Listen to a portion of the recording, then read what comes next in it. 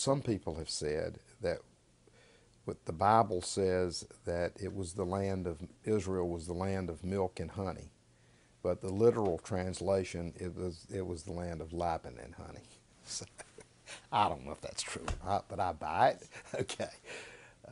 So Laban again has been a staple and a very important food, and as you know, it's made from, you have to have the starter or the rawbie, and you have to keep that alive, and that's passed around to keep alive. But in part of the process of making Laban, you have to warm the milk very, very slowly till it gets to the right temperature when you take it off of the heat. And my mother did it by putting her finger in it, and she would put her finger in it, and when it reached the correct temperature, then she would know to take it off the heat.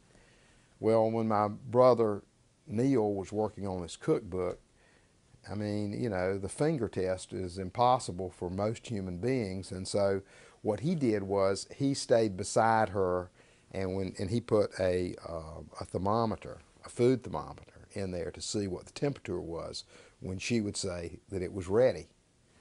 So when Mama was pretty sick, this was in her last days, Neil was making Laban, and he said, you know, I'm gonna test this thing. I'm gonna see how good she really is at this. So he